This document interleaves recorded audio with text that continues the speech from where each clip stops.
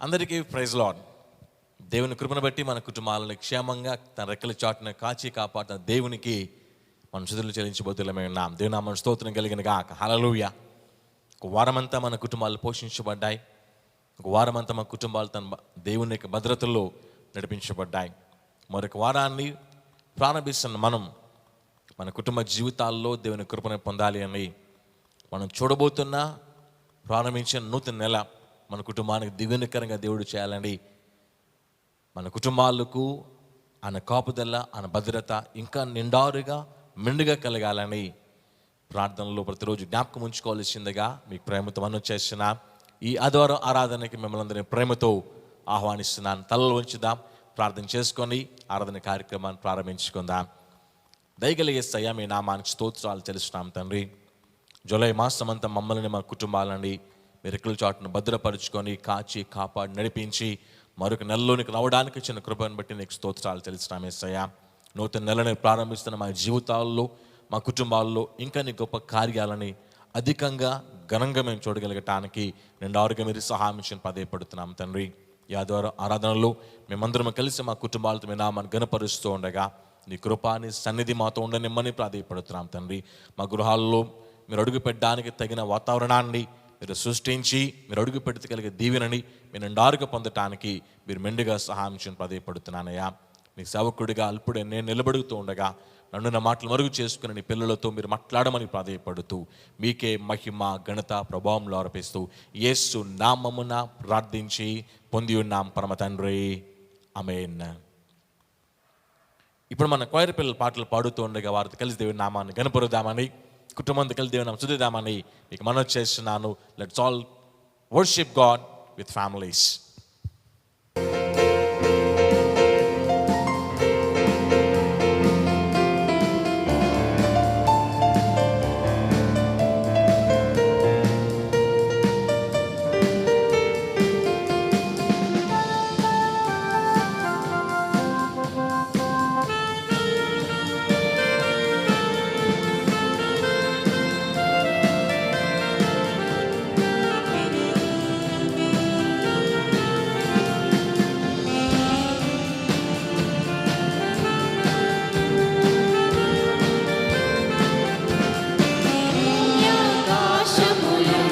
సృజించిన యేసయ్యా నీకే స్తోత్రం.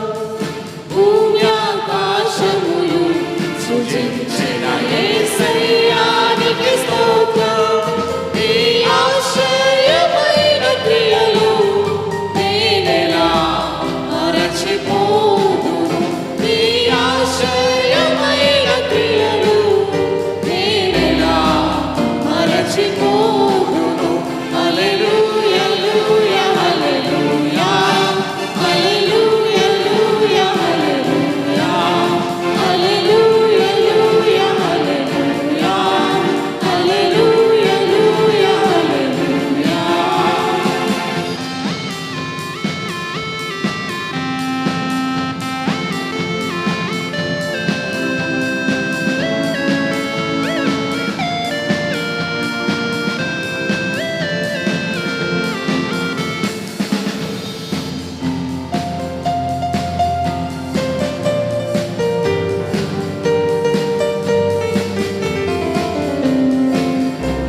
సత్వము నుండి శ్రమల వారి నుండి విడిపించావు నన్ను. దశలో నేనుండగా నన్ను విడువనైతివి.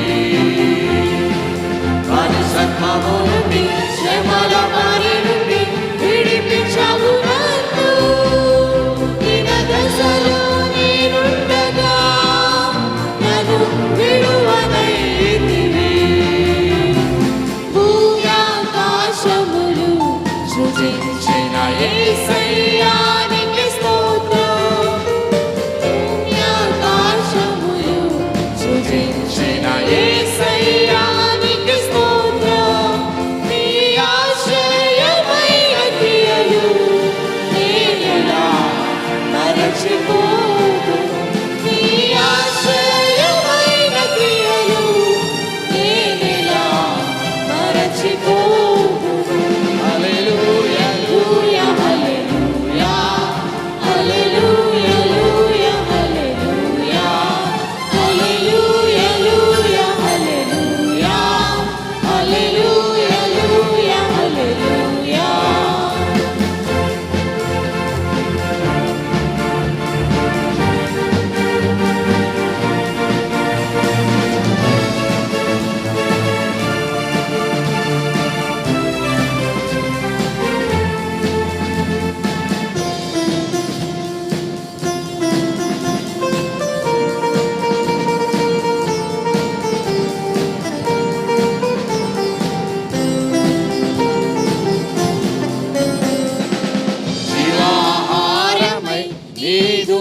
వాక్యము పోషించెను నన్ను ఆకలితో అల్లాడగా నన్ను తృప్తిపరచితివే జీవాహారమై నీదు వాక్యము పోషించెను నన్ను ఆకలితో అల్లాడగా నన్ను తృప్తిపరచితివే భూమ్యాకాశములు సృజించిన యేసయ్యా నీకే స్తోత్రం భూమ్యాకాశములు సృజించిన యేసయ్యా నీకే స్తోత్రం ఈ ఆశ్చర్యమైన క్రియలు నేనెలా మరచిపోదును ఈ ఆశ్చర్యమైన క్రియలు నేనెలా మరచిపోదును హల్లెలూయా హల్లెలూయా హల్లెలూయా హల్లెలూయా హల్లెలూయా హల్లెలూయా హల్లెలూయా హల్లెలూయా హల్లెలూయా హల్లెలూయా Hallelujah, hallelujah, హల్లెలూయా హల్లెలూయా హల్లెలూయా హల్లెలూయా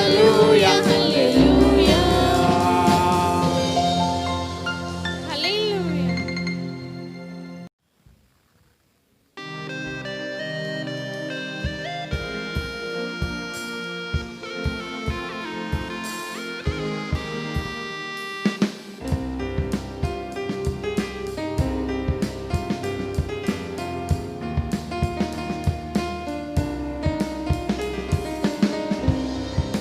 గమ్యం చేరాలని నీతో ఉండాలని పగలూరి పరవశించాలని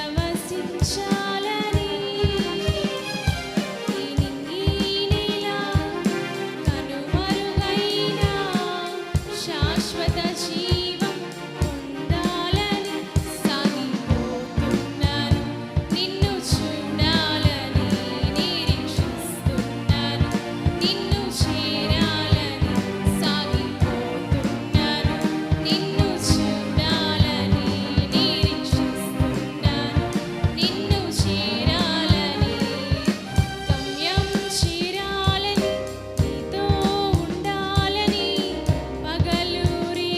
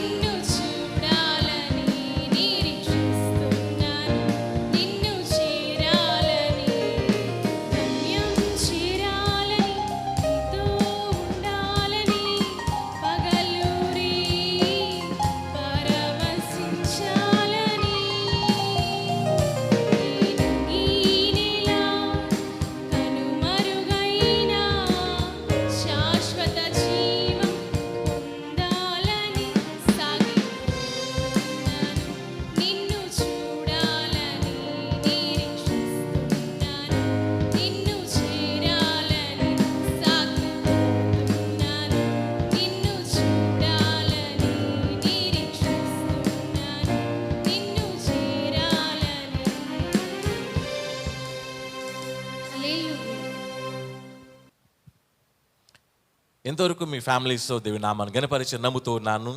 దేవుని వాక్యాన్ని ధ్యానం చేసే సమయంలోకి వెళుతున్నప్పుడు దేవుడు తన ఆత్మతో మనం సంధించులాగున, బలపరచులాగున, దేవుడు మనకి బోధించులాగున మన ప్రాణం, మన ఆత్మ, మన దేహాలని ఆయన తన ఆధీనంలోకి తీసుకొని మనకు కావాల్సిన మాటలను దేవుడు మనకి తెలియచేయలాగున చిన్న ప్రార్థన చేసుకుందా. ప్రార్థన. దేవ మీ నామానికి స్తోత్రాలు చెల్లిస్తున్నామయ్యా.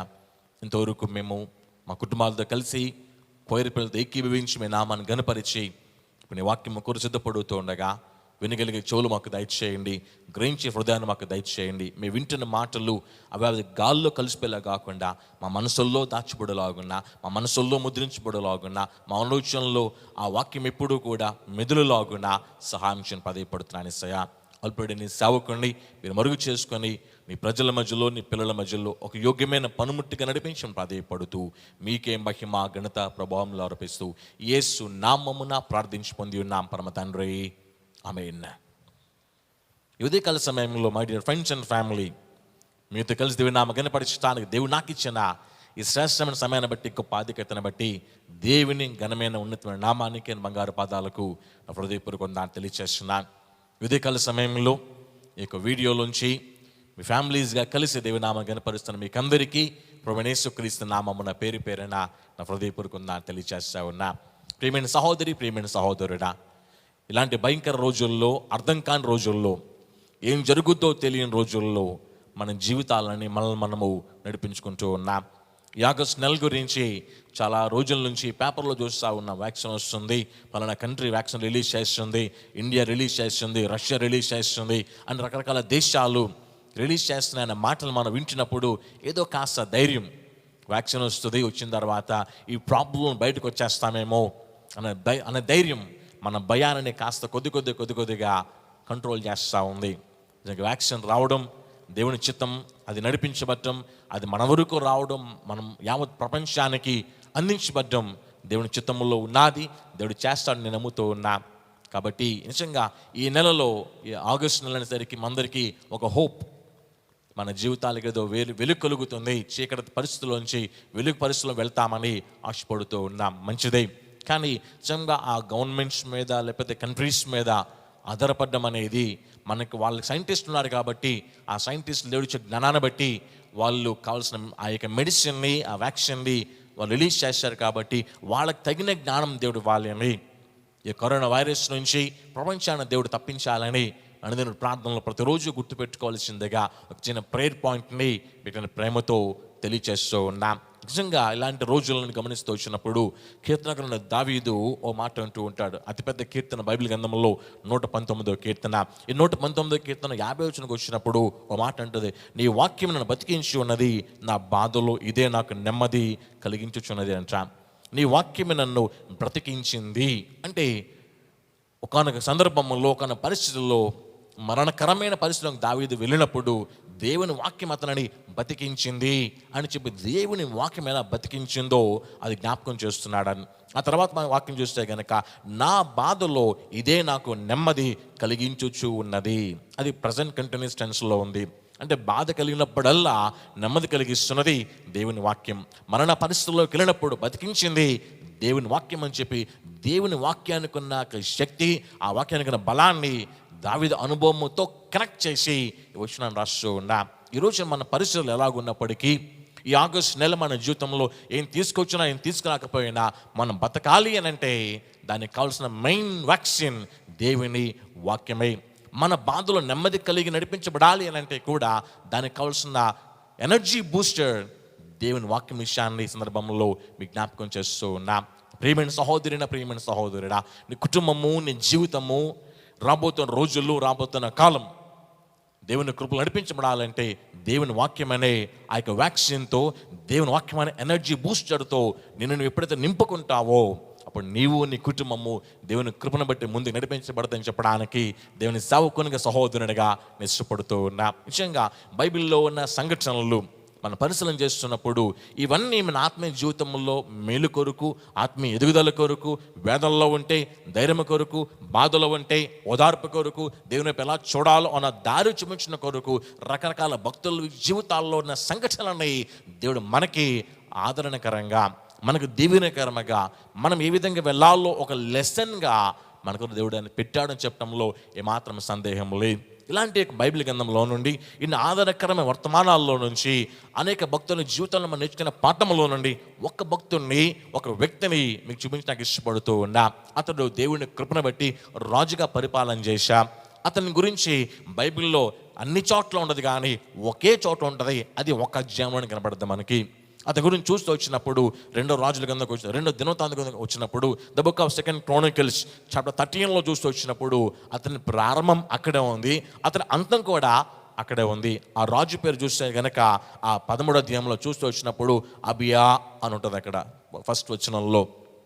ఈ ఉదయకాల సమయంలో మనం ఆత్మీయత బలపరచబడడానికి, దేవుని యొక్క వాక్యము ద్వారా మనము శక్తిని పొందటానికి, దేవుని వాక్యము ద్వారా మనం నెమ్మది పొంది నడిపించబడడానికి ఈ అబియా లైఫ్ స్టోరీని ఒక పాఠంగా మనం పరిశీలించేద్దామని మీ ప్రేమతో మనం చేస్తూ ఉన్నాం. ద బుక్ ఆఫ్ 2 Chronicles 2వ దినవృత్తాంత గ్రంథం 10వ అధ్యాయంలో ఈ అబియా లైఫ్ చూస్తూ ఉంటాం. ఈ అబియా కంటే ముందు అతని నాన్న పరిపాలన చేస్తూ ఉంటాడు. ఆ నాన్నగారి పేరు చూస్తూ వచ్చినప్పుడు అక్కడ చూడండి ఒకసారి ఆ 12th చాప్టర్లో మనం చూస్తే 12th చాప్టర్లో 16th వర్స్కి వచ్చినట్లయితే గనక రెహబాము అన్న మాట ఉంటుంది. ఆ రెహబామే అబియా యొక్క నాన్నగారు. ఈ రెహబాము గారు పరిపాలన చేస్తున్నప్పుడు అతని పరిపాలన అంతా కూడా చాలా గందరగోళంగా ఉంటుంది. ఎందుకనంటే గనక ఆ గందరగోళం అన్న దాన్ని మనం పూర్తిగా ఎక్స్ప్లెయిన్ చేసే టైం మనకు లేదు కాబట్టి ఒక వచనంలో చూపిస్తాను మీకు అర్థం కావడానికి. 12th చాప్టర్కి వచ్చినట్లయితే కనుక 12వ అధ్యాయంలో 16వ వచనం చూస్తే కనుక రెహబామునకును యెరోబామునకును యుద్ధము ఎడతెగక జరిగెను అని ఉంటుంది అక్కడ. రెహబాము అతని అపోనెంట్ యెరోబాముకును యుద్ధము ఎడతెగక జరిగెను వాక్యం ఉంటుంది. అంటే యుద్ధములో అబియా నాన్న గెలిపొందినట్లుగా కనబడదు మనకి, కానీ ఆ యుద్ధం జరుగుతూ ఉంటుంది. కానీ యుద్ధంలో ఏమవుతుందో చూస్తే కనుక రెహబాము తన పితరులతో కూడా నిద్రించి దావీదు పట్టణమందు పాతి పెట్టబడను, అతని కుమారుడైన అబియా అతనికి బదులుగా రాజాయను. అంటే నాన్న చనిపోయాడు, చనిపోయే వరకు పరిస్థితి ఏంటంటే గనక యెరోబాముకి నాన్నకి ఎప్పుడు గొడవలు జరుగుతానే ఉండే, యుద్ధాలు ఎడతెగక అని ఉంటుంది. కాన్స్టెంట్గా కంటిన్యూస్గా యుద్ధం జరుగుతూ ఉండేది. నాన్న చనిపోయాడు, కొడుకు పరిపాలన మొదలుపెట్టాడు. ఇక్కడ విషయం ఏంటంటే ఆ అపోనెంట్ యెరోబాము ఇంకా బతికే ఉన్నాడు, శత్రువు ఇంకా బతికే ఉన్నాడు, చంపడానికి ప్రయత్నం చేసే వ్యక్తి, ఆ రాజ్యం, ఆ సైన్యం ఇంకా బతికే ఉంది. ఇప్పుడు అబియా తన పరిపాలన టైంని ప్రారంభించిన తర్వాత ఈ లోపల కొద్ది కాలము ఆ యొక్క అపోనెంట్ లేకపోతే శత్రువు యెరోబాము రెస్ట్ చేసిన అనుకుంటానని అయితే. ఎందుకంటే కనుక 13వ సంవత్సరం వరకు యుద్ధం జరగలేదు వాక్యం చెప్తే అక్కడ ఆ వచ్చిన మనం చూస్తూ కొంచెం క్యాల్కులేటెడ్గా పరిశీలన చేస్తే కనుక యెరోబాము ఏలుబడిలో 18వ సంవత్సరం నందు అబియా యోధవారి మీద ఏలన ఆరంభించను. అతను 3 సంవత్సరములు యెరూషలేము నందు ఏలను అంటుంది. అంటే ఈ క్యాల్కులేషన్లో చాలా సంవత్సరాలు కనబడుతుంది మనకి అక్కడ. 18th ఇయర్లో ఇతర పట్టాభిషేకం చేపట్టాడు. ఇతర పట్టాభిషేకం చేయబడిన 3 years వరకు ఆ అపోనెంట్, ఆ శత్రువు ఇతని మీద దాడి చేయాల.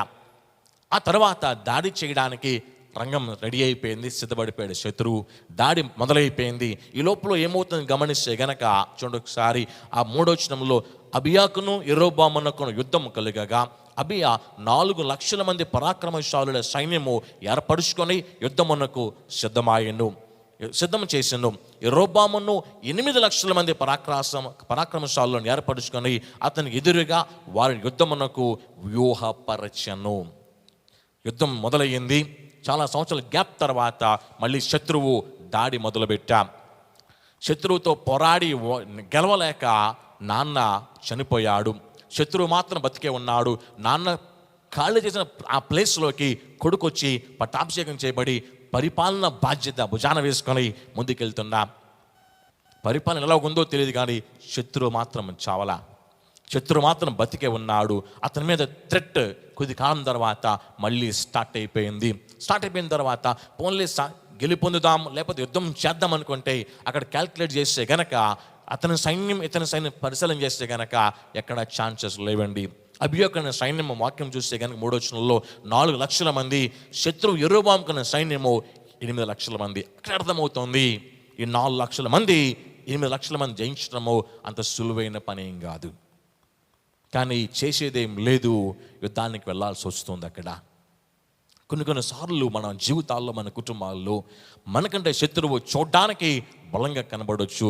శత్రువుని జయించడానికి మన దగ్గర ఉన్న వనరులు సరిపోలేవేమో అన్న అనుమానం మనకు కలిగి ఉండొచ్చు. ఈ రోజున ప్రేమైన సహోదరుడా, ఈ మెసేజ్కి ఒక టైటిల్ పెట్టాను నేను, విజయం ఎవరి సొంతం అవుతుంది? ఎవరు విజయాన్ని సాధించగలుగుతారు? Who can be a winner? విజయం సాధించాలంటే అసలు ఏ ఫార్ములా ఉపయోగించాలి, విజయం సాధించాలంటే ఏ దారిలో మనం వెళ్ళాలి అనే విషయాన్ని ఈ అబియా తన లైఫ్ స్టోరీలోంచి ఒక చిన్న విషయాన్ని చాలా స్పష్టంగా మనకి తెలియచేస్తూ ఉన్నారు. ఆ ప్రేమైన సహోదరుడా, నిజంగా గనక ఒకవేళ నీ మీద దాడి చేసే శత్రువు నీ భర్త రూపంలో కావచ్చు, నీ భార్య రూపంలో కావచ్చు, పిల్లల రూపంలో కావచ్చు, తల్లుల రూపంలో కావచ్చు, ఎలాగైనా కావచ్చు, ఉద్యోగం రూపంలో కావచ్చు, ఆర్థిక పరిస్థితి రూపంలో కావచ్చు, రోగాల రూపంలో కావచ్చు, ఎలాంటి రూపంలో శత్రువు మీద దాడి చేస్తున్నప్పటికీ నువ్వు, నేను, మన కుటుంబాలు గెలుపొందాలి, కానీ ఓడిపోవడానికి వీలు లేదు. మనం విజయం సాధించాలి కానీ ఓడిపోవడానికి వీలు లేదు. మన దేవుని నామాన్ని చేతబట్టుకొని దేవుని కృప బట్టి జయించాలి కానీ ఓడిపోవడానికి వీలు లేదు. అలా జరగాలి అని అంటే ఏం చేయాలి విషయాన్ని ఈ అబియా లైఫ్ స్టోరీలోంచి మనం పరిశీలన చేద్దామని ప్రేమతో మనం చేస్తున్నాను. నిజంగా అనుకుంటాను, నేను నాన్నగారు పరిపాలన చేసినప్పుడు, నాన్నగారు రెహబాం పరిపాలన చేసినప్పుడు ఈ సక్సెస్ ఫార్ములా అని తెలియలేకపోయింది కాబట్టి ఆయన గెలుపొందలేకపోయాడు, ఓటమితో చచ్చిపోయాడు. కానీ కొడుకు పరిపాలన వచ్చేసరికి, అబియా పరిపాలన వచ్చేసరికి సక్సెస్ ఫార్ములాని వెతుకుతున్నాను. ఈరోజున అనేక మంది విజయం చూడలేక ఓటమితో విజయం తను చాలించిన వాళ్ళు చాలామంది జ్ఞాపకానికి వస్తారేమో, కానీ నువ్వు అలా కావడానికి వీల్లేదమ్మా. నా ప్రియమైన సహోదరిగా, నీ వాళ్ళు అనేక మంది ఓటమితో తను చాలించొచ్చేమో, ఇంకా ఓడిపోయి గెలుపొందే శక్తి లేక గెలుపొందాలన్న ఆశను కూడా చంపేసుకోవచ్చేమో, కానీ నువ్వు అలా కావడానికి వీలు లేదు. విజయం సాధించాలి, నీ కుటుంబం గెలుపొందాలి, నువ్వు దేవుని నామం చేతబట్టుకొని ఈ విధంగా విజయం సాధించాలనే సాక్ష్యం నీ నోట బయటికి రావాలి. అలా జరగాలి అంటే ఈ అబియా చేసిన పని ఏంటో క్లుప్తంగా కొన్ని మాటలు పరిశీలన చేద్దామని మీ ప్రేమతో మనవి చేస్తూ ఉన్నాం. గమనించినట్లయితే గనక చిన్నగా మాట్లాడతాను మీతో. ఇప్పుడు ఇశ్రాయేలులతో లేదా ఆ యొక్క ప్రజలతో ఇక్కడ అబియా మాట్లాడుతున్న మాటను మీకు జ్ఞాపకం చేస్తున్న మీకు బైబిల్ చదువుకోవచ్చు. మీరు ఎక్కడ చూస్తే గనక మనం చదువుతూ వచ్చినప్పుడు దరిదాపుగా 10 నుండి 10, 11, 12 చూస్తూ వచ్చినప్పుడు ఇక్కడ ఈ యొక్క అబియా తన అపోనెంట్తో, శత్రు యెరోబాముతో మాట్లాడుతున్నాడు. ఏమంటాడో తెలుసా? నేను దేవుని నామాన్ని కలిగి ఉన్నాను. ఒక సింపుల్గా మాట్లాడాను మీతో. మీకు అర్థం కావాలంటే గనక 4 వచ్చిన 12 వచ్చిన దాకా ఈ ఇన్ బిట్వీన్ వచ్చిన కాన్వర్సేషన్ అంతా కూడా అబియా అపోనెంట్, శత్రువుతో స్ట్రైట్గా మాట్లాడుతున్న మాటలవి. అవన్నీ మనం చూడలేము, కానీ అతను అంటున్న మాటల్లోంచి 10, 11, 12 వచనాల్లో చాలా క్లుప్తంగా మాట ఉంది. అది పరిశీలన చేద్దామని మీ ప్రేమతో మనం చేస్తున్నాను. అయితే యెహోవా మాకు దేవుడై ఉన్నాడు, మేము ఆయనను విసర్జించిన వారము కాము. అహరోను సంతతి వారు యెహోవాకు సేవచే యాజకులై ఉన్నారు. లేవీలు చేయవలసిన పనులు లేవీలే చేయుచున్నారు. వారు ఉదయాస్తమయములందు యెహోవాకు దహన బలు అర్పించుచు సుగంధ ద్రవ్యములతో ధూపము వేయుచు పవిత్రమైన బల్ల మీద సన్నిధి రొట్టెలు ఉంచుచు బంగారు దీపస్తంభమును ప్రతి ప్రమిదలను ప్రతి సాయంత్రము ముట్టించుచును వచ్చుచు ఉన్నారు. మేము దేవుడిని యెహోవా ఏర్పరిచిన విధిని బట్టి సమస్తమును జరిగించుచున్నాము, కానీ మీరు ఆయనను విసర్జించిన వారైతిరి. ఆ తర్వాత 12th verse వస్తే గనక ఆలోచించుడి, దేవుడే మాకు తోడై మాకు అధిపతిగా ఉన్నాడు. తర్వాత చూస్తే గనక మీ మీద ఆర్భాటము చేయుటకై బూరలు పట్టుకొని ఊదినట్టి ఆయన యాజకులు మా పక్షమున ఉన్నారు. ఆ తర్వాత మనం చూస్తూ వచ్చినప్పుడు ఆ 10th, 11th, 12th verses సింపుల్గా అతను మాట్లాడుతున్న మాట, మేము దేవుని అధికారములో ఉన్నాం, మేము దేవుని ఆధీనములో ఉన్నాం, మేము దేవుని ధర్మశాస్త్ర ప్రకారంగా మా విధులను దేవునికి లోబడి జరిగిస్తూ ఉన్నాం. అంటే సింపుల్గా ఈ మాట అంతటి ఒక మాటలు చెప్పుకుంటే గనక మేము దేవుని కలిగి ఉన్నాం అని చెప్పే మాటకి లోబడి నడుచుకుంటున్నాం. బాగుంది. చాలా వరకు మనమందరము ఇక్కడ ఈ ఫస్ట్ పాయింట్లో మనం పాస్ అయిపోతాం. నేను వాక్యం చదువుతున్నానండి, నేను ప్రార్థన చేసుకున్నానండి, ఉపవాసం ఉంటున్నానండి, కన్నీరు విడుస్తానండి, ఈ టైంలో నేను నిజంగా నా భార్య, నా పిల్లలతో కలిసి, నా భర్తతో కలిసి ఏకీభవించి రాత్రులు కూడా ఆల్ నైట్ ప్రేయర్ చేసుకుంటున్నానండి, చాలాసేపు ప్రేయర్లో గడుపుతున్నామండి. గుడ్, మంచిదే. కానీ శత్రువు వచ్చినప్పుడు అది సరిపోదు. మన భక్తి మనకి సరిగ్గా సరిపోవాలి అంటే, మన భక్తి మనల్ని గెలిచేలాగా మనం నిలబెట్టగలగాలంటే ఆ భక్తికి మరికొన్ని మనకు తోడు కావాలి. ప్రార్థిస్తూ ఉంటే విజయం సాధించలేం, బైబిల్ ధ్యానం చేస్తూ ఉంటే విజయం సాధించలేం, కుటుంబం అంతా కలిసి దేవుని మొర్ర పెడుతూ ఉంటే విజయం సాధించలేం. That's only half way. ఇంకా హాఫ్ వే మిగిలిపోయింది. ఆ మిగిలిన హాఫ్ వే ఏంటో ఆ తర్వాత మాటల్లో అబియా మాట్లాడుతున్నట్టుగా మనం చూస్తూ ఉంటాం. ఈరోజున కేవలం భక్తి మాత్రమే చేస్తూ, కేవలం దేవుని సన్నిధికి అర్పించిన అర్పణలు మాత్రమే అర్పిస్తూ, వారంలో ఒక రోజు మందిరానికి వెళ్ళే రోజులు ఉన్నప్పుడు మందిరానికి వెళ్తూ, మిగిలిన రోజులన్నీ కూడా మన సొంత కార్యక్రమాలకి ఉపయోగించుకుంటూ, మన దశభాగాన్ని ఇవ్వాలని వాక్యం చెప్తుంది కాబట్టి దానికి లోబడుతూ ఏదో వాక్యం చెప్తున్న దానిని నెరవేరుస్తుంటే that will take you only to the half way. సగం దారి వరకు మాత్రం వెళ్ళగలుగుతాం. మిగిలిన సగం దారి ఏంటో తెలుసా? శత్రువు ఎదురైనప్పుడు మన రెస్పాన్స్ ఎలాగుంది అన్న దాని మీదే మన గమ్యం దాచిపెట్టబడింది. ఇక్కడ దాకా తన భక్తి చూపించాడు, ఈ విధంగా నడుచుకున్నాము, దేవుణ్ణి ఆయన మనసుని గెలవటానికి ఈ విధంగా ఇలాగ మా జీవితాలని మొత్తం అంతా మా రాజ్యం అంతా కూడా ఇలా చేస్తుంది అని ధైర్యంగా గర్వంగా శత్రువుతో చెప్పాడు. అది సగమైతే ఆ తర్వాత ఈ లోపల శత్రువు యెరోబాము అబియా మీద దాడి మొదలు పెట్టేశాడు. చుట్టూ మాటుగాండ్రను పెట్టాడు. వీళ్ళు మధ్యలో ఉండిపోయారు. చుట్టూ సైన్యం మీదకి దాడి చేయడానికి అంత సెట్ అయిపోయింది. ఎందుకంటే శత్రువులు 8 లక్షల మంది, వీళ్ళు 4 లక్షల మంది. అక్కడే క్యాల్కులేట్ చేసుకోవచ్చు శత్రువు యొక్క బలము అబియా బలం కంటే ఎక్కువగా ఉంది అని. ఈ పరిస్థితుల్లో ఆ తర్వాత చూస్తూ వచ్చినప్పుడు మేబీ లైక్ 13th 14th వరకు వచ్చిన ఒకసారి యెరోబాము వారు వెనుకటి భాగమందు మాటుగాండ్రను కొందరిని ఉంచి సైన్యము యోధావారికి ముందు మాటుగాండ్రను వారు వెనుక నుండినట్లు చేసెను. అంటే ఆ 13th verseలో వారు ముందు వెనకన వారు కనబడకుండా ఈ యొక్క శత్రువు యెరోబాము మాటుగాండ్రను పెట్టాడు. ఇది ఎప్పుడు కూడా శత్రువు పన్నాగమై వాడు వెన్నుపోటు పొడిచేవాడిగా, అర్థం కాకుండా దాడి చేసేవాడిగా అనేక సందర్భాలలో మనం చూస్తూ ఉంటాం. ఆ వెన్నుపోటు పొడిచే శత్రువుకి ఇంకా ఇక్కడ అబియా చెప్పాలంటే దొరికిపోయాడు అనుకుందాం. ఎందుకంటే చుట్టూ వేరే దారి లేదు. He was cornered. తన సైన్యం మొత్తం కూడా శత్రువు చేతికి చిక్కుకుపోయింది. ఆ తర్వాత చూసి వచ్చినట్లయితే గనక చూడండి 14 వచ్చిన చూస్తే గనక యూదా వారు తిరిగి చూచి యోధులు తమకి ముందును వెనుకను ఉన్నట్టు తెలుసుకొని యెహోవాకు ప్రార్థన చేసిరి, యాజకులను బూరలు ఊదిరి అని వాక్యం చూస్తాం. అది ఫస్ట్ ఫేజ్. ఈ వాక్యం ప్రకారంగా అది సెకండ్ ఫేజ్. ఫస్ట్ తన భక్తిని చూపించి ఈ విధంగా మేము భక్తి చేస్తున్నా, దేవుడు చెప్పిన మాట ప్రకారం నడుచుకుంటున్నామని ఫస్ట్ లెవెల్ చూపించాడు. సెకండ్ లెవెల్ శత్రువు దాడి చేస్తే దేవునికి ప్రార్థన చేసేవాడిగా, దేవుని స్తుతించేవాడిగా, దేవుని వెతికేవాడిగా ఆ సెకండ్ లెవెల్లో మనం చూస్తూ ఉన్నాం. ఈరోజున అన్నీ బాగున్నప్పుడు దేవుని స్తుతించడం అందరూ చేసేదే. బాగోలేదు అనుకున్నప్పుడు, ఏది కలిసి రావట్లేదు అనుకున్నప్పుడు, నష్టం కలుగుతున్నప్పుడు, ఇబ్బంది కలుగుతున్నప్పుడు, రోగం దాడి చేసినప్పుడు దేవుని మనము స్తుతించగలుగుతున్నామా? ఇక్కడ అబియా పరిస్థితి ఏంటంటే చుట్టూరా శత్రువులే ఉన్నా, వీళ్ళు మధ్యలో ఉండి చేసిన పని అంటే దేవునికి ప్రార్థిస్తూ ఉంటే వాళ్ళలో ఉన్న యాజకులు బోర్లు పట్టుకొని దేవుని గణపరుస్తూ ఉన్నా. అన్నీ ఉన్నప్పుడు స్తుతించడం కాదు, ప్రాణం మీదకి వచ్చినప్పుడు వీళ్ళు స్తుతిస్తున్నారు, ప్రాణం మీదకి వచ్చినప్పుడు ప్రార్థిస్తున్నారు. That makes the whole difference. అన్నీ ఉన్నప్పుడు ప్రార్థించడం, అన్నీ ఉన్న సంతోషము అది ఎవరైనా చేయగలుగుతారు. కానీ నష్టముల్లో ఉన్నప్పుడు, కష్టముల్లో ఉన్నప్పుడు, రోగాలలో ఉన్నప్పుడు, బలహీనతలో ఉన్నప్పుడు, అర్థం కాని పరిస్థితులు ఉన్నప్పుడు ప్రార్థించటము, దేవుణ్ణి ఆరాధించటము మనం చేయగలిగితే ఎరికో గోడలు ఆ యొక్క స్తుతులతో పడిపోయినప్పుడు నీ స్తుతులతో, నీ స్తోత్రాలతో, నీ కుటుంబం చేసే ఆరాధనతో నీ కుటుంబము చుట్టూ అలుముకొన్న ఎరుకో గోడ లాంటి ఏ గోడ అయినా సరే యేసు నామములో బద్దలు కావాల్సిందే. దేవుని నామ స్తోత్రం కలిగినగా హల్లెలూయా. అది వాళ్ళు చేస్తున్న ఫస్ట్ థింగ్. యుద్ధ భూములో అడుగుపెట్టినప్పుడు, యుద్ధ రంగంలో అడుగుపెట్టినప్పుడు, శత్రువు ఫేస్ టు ఫేస్ వాళ్ళు ఎదుర్కొన్నప్పుడు వాళ్ళు చేసిన మొట్టమొదటి పని, శత్రువు కళ్ళ ముందున్నాడు, వీళ్ళు ప్రార్థిస్తూ ఉన్నా. శత్రువు కళ్ళ ముందున్నారు, శత్రువు చుట్టూ అలముకున్నారు, వీళ్ళు కలిసి దేవుని నామాన్ని కనపరుస్తున్నారు. That made the whole difference. అది కూడా కంప్లీట్ కాదు, అది కూడా చిన్న పార్టే. ఆ తర్వాత పార్ట్ చూస్తూ వచ్చినప్పుడు మన వాక్యాన్ని గమనిస్తూ వచ్చినట్లేదు కనుక చూడండి ఒకసారి 14 వచనంకి వచ్చినట్లేదు కనుక 14 వచనంలో అక్కడ ఆ యాజకులందరూ కూడా బోరలు ఊదుతున్నారు. తర్వాత 15 వచనంకి వచ్చినప్పుడు అప్పుడు యూదా వారు ఆర్భటించిరి అన్నట్టు.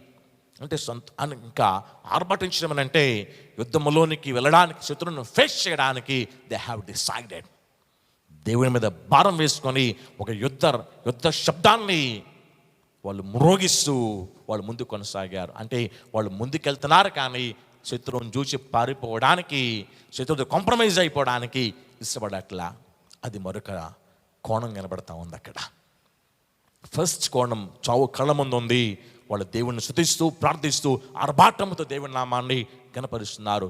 రెండవది, వాళ్ళు ముందుకే వెళ్తున్నారు కానీ పారిపోవడానికి వాళ్ళు ఆలోచన చేయట్లా. నువ్వు నేను ముందుకే పోవాలి కానీ వెనుకకి పారిపోవడానికి వీలు లేదు. శత్రువు దాడి చేసినా ముందుకే పరిగెడదాం, అపవాది దాడి చేసినా ముందుకే పరిగెడదాం, సమస్యలు దాడి చేసినా ముందుకే పరిగెడదాం. We are suppose to run forward but not backwards.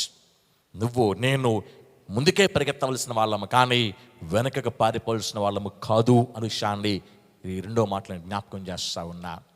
నీ భక్తి ఎంత ఉన్నప్పటికీ, అక్కడ అబియా భక్తిని ఇందాక క్యాల్కులేట్ చేశాడు 10, 11, 12 వచనాలలో. ఈ విధంగా భక్తి చేస్తున్నాం అని శత్రువుతో చెప్పాడు. అక్కడ దాకా బాగుంది. కానీ అసలైన ప్రాబ్లం కళ్ళ ముందున్నప్పుడు వాళ్ళ రియాక్షన్ ఎలాగుందో, వాళ్ళ యొక్క ప్లాన్ ఆఫ్ యాక్షన్ ఎలాగుందో, వాళ్ళ ప్రొసీజర్స్ ఎలాగున్నాయో, వాళ్ళ నిర్ణయాలు ఎలాగున్నాయో దాని మీద మాత్రమే కంప్లీట్ విజయం బేస్ అయ్యింది అని జ్ఞాపకం చేస్తున్నా. వాళ్ళ ప్లాన్ ఆఫ్ యాక్షన్లో శత్రువు కళ్ళ ముందున్నాడు, దేవుని స్తుతిస్తూ దేవుని నామాన్ని కనపరుస్తున్నా. రెండవ, శత్రువు కళ్ళ ముందున్నాడు, శత్రువుని ఎదుర్కోవడానికి వెళ్తున్నారు కానీ వెనకకి పారిపోవడానికి వాళ్ళు ఏమాత్రం ఆలోచన చేయట్లా. ఎప్పుడైతే ఈ రెండు జరిగాయో థర్డ్ అండ్ అల్టిమేట్ రిజల్ట్ని మనం చూస్తూ ఉంటాం. ఆ వచనంలో మరి కాస్త ముందుకు వస్తే గనక 16th and 17th verses మనం చూసినట్లయితే కనుక చూడండి ఒకసారి. ఇశ్రాయేలు వారు యోధా వారి ఎదుట నుండి పారిపోయిరి. ఎందుకనంటే గనక 15th verse ఉంటుంది అసలైన రీజన్. చూడండి ఒకసారి చూస్తే గనక యెరోబామును ఇశ్రాయేలు అందరూ అబియా ఎదుటను యోధా వారి ఎదుట నిలవలేకున్నట్లు దేవుడు వారిని మొత్తినందున. వీళ్ళు చేయడానికి ఏం లేదు, దేవుడే ఇంటర్ఫీర్ అవ్వాలి. ఇంటర్ఫీర్ అవ్వడానికి వీళ్ళు చేసిన రెండు ప్రాముఖ్యమైన పనులు. ఒకటి, శత్రువు కళ్ళ ముందు ఉన్నప్పుడు దేవుని స్తుతిస్తూ దేవుని నామాన్ని గణపరుస్తున్నా. రెండవది, ముందుకే వెళ్తున్నారు కానీ పారిపోయే ఉద్దేశం వాళ్ళ ఆలోచనలు ఎవరికి ఎక్కడ కూడా కనబట్టం లేదు. So God entered. దేవుడు అడుగు పెడితే విజయం తప్ప మరొకటి ఏం కనిపించదు. If God enters, victory records. దేవుడు ఎంటర్ అయితే విజయం వెనకాల విజయము మనం పొందగలుగుతాం. కానీ ఓటమి అనేది ఎప్పటికీ మన ధైర్యం మన దేవుడు చారనివ్వడు. దేవుని నామమునకు స్తోత్రం కలిగిన గాక. హల్లెలూయా. అప్పటిదాకా నాన్నకు ఆ విషయం తెలియదండి. నాన్నకు విషయం తెలియదు కాబట్టి నాన్న రెహబాము ఊడిపోతూనే వచ్చాడు. కానీ కొడుకు he has found the secret for winning. నెగ్గడానికి గల సీక్రెట్ని కొడుకు సాధించి పట్టుకున్నాడు. మొదటి ప్రాముఖ్యంగా భక్తి కంటిన్యూ చేస్తూ వచ్చాడు. పరిస్థితులు అనుకూలంగా లేవు, శత్రువు దాడి చేస్తున్నాడు. ఆ శత్రువు దాడిలో ప్రార్థన మాత్రం వదిలిపెట్టట్లా, దేవుని నామం గణపరిచిన మాత్రము వదిలిపెట్టట్లా. రెండవది చూసి వచ్చినప్పుడు శత్రువును ఫేస్ చేస్తున్నాడు కానీ శత్రువును చూసి తను పారిపోవట్లా. ఎప్పుడైతే ఈ రెండు జరిగాయో అల్టిమేట్గా జరిగిన కార్యం ఏంటంటే దేవుడి విజయాన్ని సంపూర్తి చేశాడు. How he entered in to the battle field. దేవుడు యుద్ధ భూమిలోనికి అడుగుపెట్టాడు. అడుగుపెట్టేసరికి 8 లక్షల సైన్యము నిలలేకపోతుంది. 8 లక్షల సైన్యము వీళ్ళ మీదకి రాలేకపోతా ఉంది. గమనించిన చూడండి ఒకసారి. వారి రాజునకు చూసి వచ్చిన చూడండి ఒకసారి. యోధా వారి ఎదుట నిలవలేకుండానట్లు దేవుడు వారిని మొత్తున్నందున ఇశ్రాయేలు వారు యోధా వారి ఎదుట నుండి పారిపోయిరి. దేవుడు వారిని యోధా వారి చేతికి అప్పగించినందున అబియాయును అతని జనులను వారిని ఘోరముగా సంహరించిరి. ఇశ్రాయేలు వారిలో 5 లక్షల మంది పరాక్రమశాలులో హతులైరి. అవుట్ ఆఫ్ 8 lakhs 5 లక్షల మంది అదే యుద్ధ భూమిలో చనిపోయారు. సో సింపుల్ క్యాల్కులేషన్కి వెళ్దాం ఒకసారి. అబియా దగ్గర ఉన్న సైన్యం 4 lakhs, రెహబాం దగ్గర ఉన్న సైన్యం 8 lakhs. ఈ 4 lakhs మంది 8 lakhs మీద దాడి చేసి ఆ 8 lakhsలోంచి 5 lakhs చచ్చిపోయారు. అంటే మిగిలిన ఏంటంటే 3 లక్షల మంది. అంటే ఈ 4 లక్షల మంది కంటే 3 లక్షల మంది తక్కువ. శత్రువు మన కళ్ళ ముందు మనకంటే బలమైనడు కనబడొచ్చు, కానీ when you have a backup, దేవుని వెనక ఉంటే, అనే పక్షంగా ఉంటే, నీ ముందున శత్రువు ఎంత బలమైనడైనా సరే వాడు నీకంటే తక్కువ కావలసిందే. దేవుడు ఆ విధంగానే చేస్తాడు. దేవుని స్తోత్రం కలిగిన గాక. హల్లెలూయా. ముందు విర్రవీగుంటాడేమో, 8 లక్షల మందిని విర్రవీగుంటాడేమో, ఇప్పుడు 4 లక్షల కంటే వీళ్ళే తక్కువైపోయారు. 3 లక్షల మందికి దేవుడు దింపేశాడండి శత్రువుని. ప్రియమైన సహోదరుని, ప్రియమైన సహోదరుడా, నీ జీవితంలో, నీ కుటుంబంలో మేలు పొందాలని ఆశపడుతూ ఉంటే, I can tell you this message will definitely encourage you as it encouraged మీ. నన్ను బలపరిచినట్టుగా ఇదే వాక్యం నన్ను బలపరుస్తుందని నేను పూర్తిగా దేవుని నామాన్ని బట్టి నమ్ముతూ ఈ మాటలు అయితే పంచుకుంటున్నానమ్మా. దేర్ వర్ టైమ్స్ లైఫ్లో నిజంగా ఓడిపోతానేమో అన్న సందర్భాలు నా లైఫ్లో చాలా వచ్చాయి. ఆ టైంలో దేవుడి వాక్యంలో ఇదే మాట నన్ను బలపరిచింది. శత్రువు నీకంటే బలంగా కనబడచ్చు, కానీ with experience, all the experience I can tell you one thing, you are going to win whatever you have. పట్టుకో, నీ భక్తిని పట్టుకో, నీ ప్రార్థన పట్టుకో. పరిస్థితులు ఎలాగున్నప్పటికీ భక్తిని, ప్రార్థన, విశ్వాసాన్ని వదిలిపెట్టుకోవద్దు. నీకంటే శత్రువు బలమైనడిగా కనబడతాడేమో, కానీ హీఈస్ నాట్ దాట్ స్ట్రెంగ్త్. ఆడంత బలమైనడు కాదు. ఎందుకనంటే నువ్వు సర్వశక్తి మంతుని నీ వెనకాల కలిగి ఉంటావు కనుక. దేవుని నామానికి స్తోత్రం కలిగిన గాక. హల్లెలూయా. నా ప్రియమైన సహోదరు, నా ప్రియమైన సహోదరుడా, సర్వశక్తి మంతుడు నీతో ఉంటే, ఆల్ మైటీ నీతో ఉంటే, నీ ముందు ఇంకేం నిలబడదండి. ఆ ఆల్ మైట్ నీతో ఉండాలి అని అంటే సూత్రాలు మాట్లాడుతూ ఉన్నది. Steps to victory. విజయం ఎవరు సొంతం అవుతుంది? విజయం ఎవరు సొంతం అవుతుంది? శత్రువు కళ్ళ ముందున్నప్పుడు ప్రార్థించటం, శత్రువు కళ్ళ ముందున్నప్పుడు దేవుని నామాన్ని గనపరచటం, శోధనలు, సమస్యలు కళ్ళ ముందున్నప్పుడు వాటిని ఎదుర్కోవాలి. ఆ నిర్ణయంతో ముందు కొనసాగటమే దేవుడు రావడానికి కావలసిన దారిని సిద్ధపరుస్తుంది. అని సిద్ధపరిస్తే శత్రువు విపరీతమైన బలంతో ముందు కనిపించాడు, కానీ he was not that strength. అంత బలంగా తర్వాత కనిపించలే. దేవుడు బలహీనపరుస్తూ తన పిల్లలని తన పిల్లల పక్షం నిలబడి తన పిల్లల్ని ఎంకరేజ్ చేస్తూ, బలపరుస్తూ, రైస్ చేస్తూ, శత్రువు కంటే తన పిల్లలను దేవుడు ఓ మెట్టు పైన పెట్టాడు. ఆ రోజున దేవుడు అబియా పక్షంగా ఉన్న దేవుడు నీ పక్షంగా, నా పక్షంగా ఉండగలడు, ఉంటాడు. అబియా విజయం ఇచ్చిన దేవుడు నీకు, నాకు విజయం ఇవ్వగలడు, ఇస్తాడు. తన కుటుంబాలను కాపాడిన దేవుడు నీ కుటుంబం, నా కుటుంబాన్ని కాపాడగలడు, కాపాడతాడు.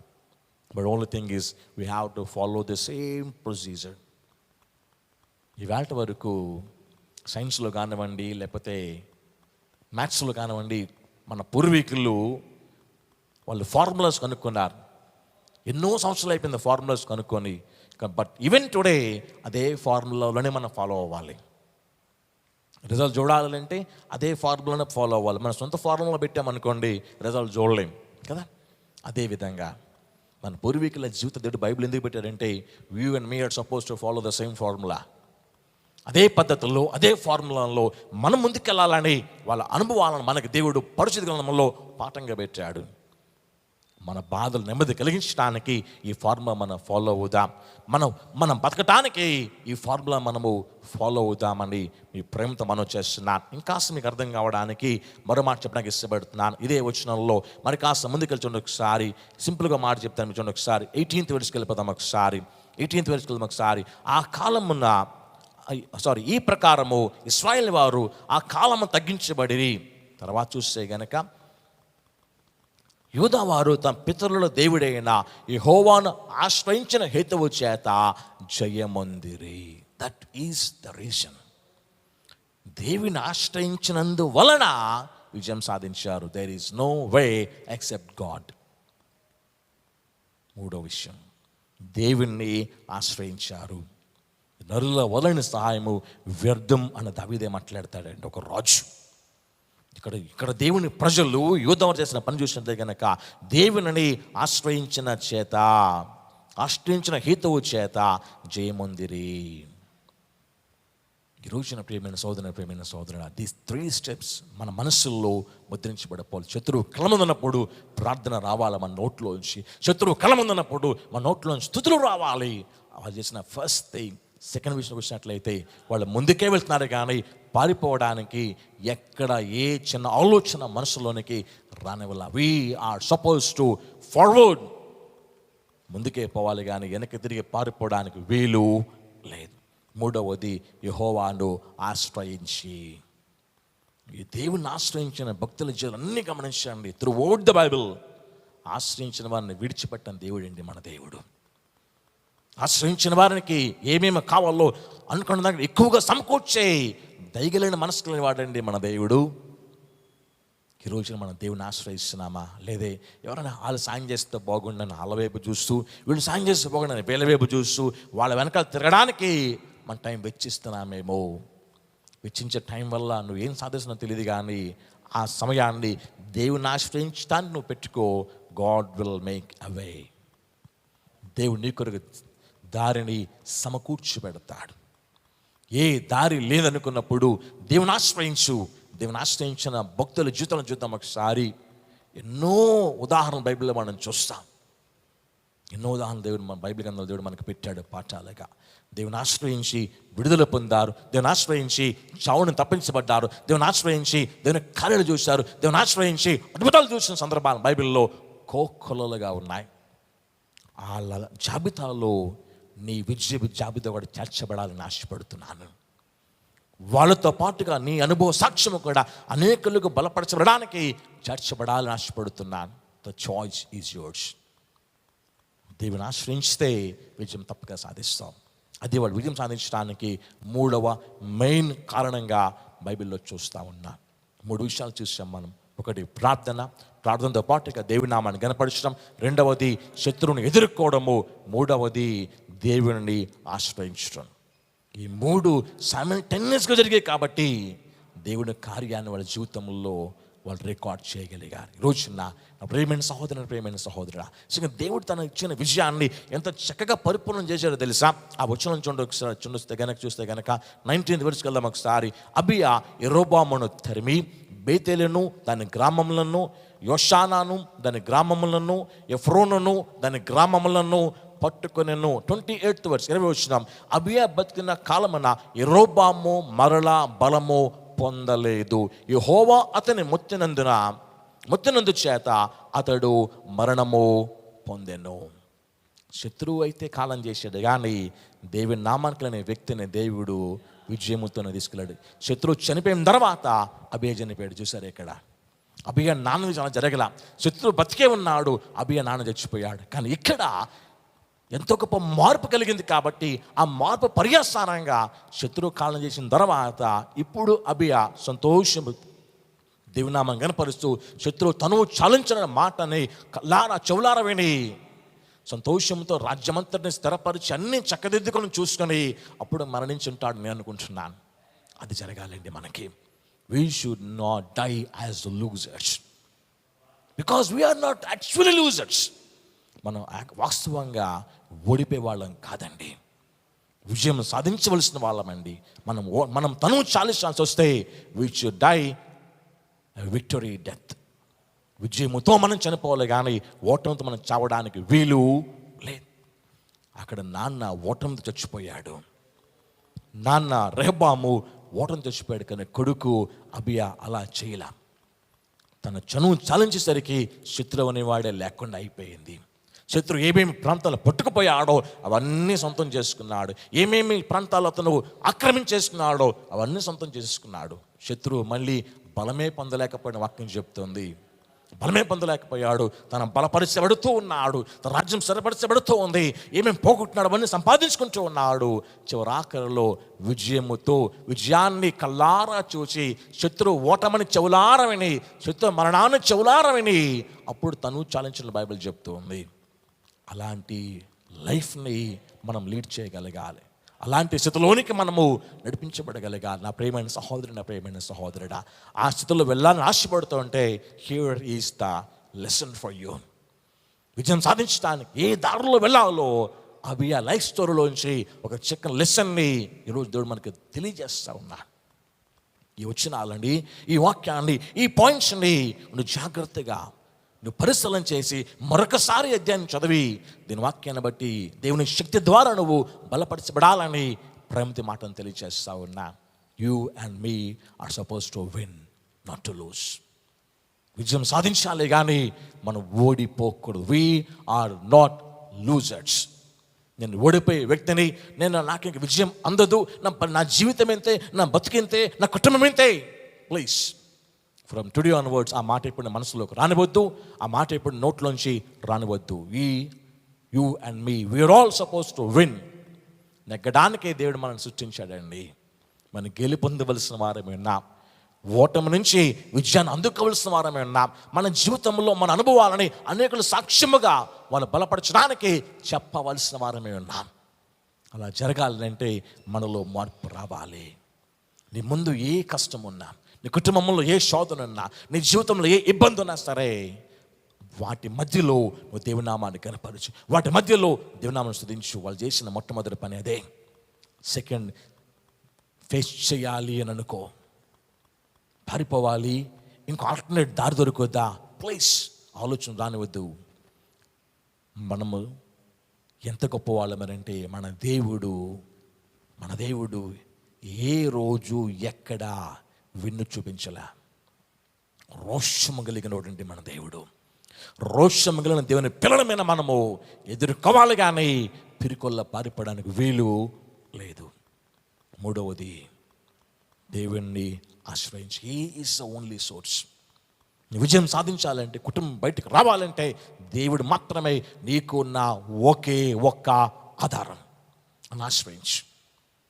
ఈ మూడింటిని అబియా ఒక ప్రాసెస్లో, ఒక లైన్లో పెట్టాడు. విజయాన్ని తను మాత్రమే కాదు, రాజ్యానికి అప్పచెప్పాడండి. ఈ రోజున ఇన్ని సంవత్సరాలు అయిపోయినప్పటికీ, ఇన్ని వేల సంవత్సరాలు అయిపోయినప్పటికీ అతని పాఠాన్ని ఈ రోజున ఈ 22nd సెంచరీలో మనం చదువుకుంటా ఉన్నాం. చూసారా, విజయం తరతరాలు సెంచురీస్ బై సెంచురీస్ ఫాలో అవుతుంది. నీ విజయం నీ తర్వాత తరానికి వెళ్ళాలి. నువ్వు పొందిన కార్యాలు, నువ్వు చూసిన కార్యాలు, పొందిన మేళ్ళు నీ పిల్లలకి తర్వాత తరానికి నువ్వు అందించగలగాలి. అలా జరగాలంటే నీలోనే మార్పు రావాలి, నీ ఆలోచనలో మార్పు రావాలి, నీ క్రియల్లో మార్పు రావాలి, నీ నిర్ణయాల్లో మార్పు రావాలి, నువ్వు వేసే అడుగుల్లో మార్పు రావాలి.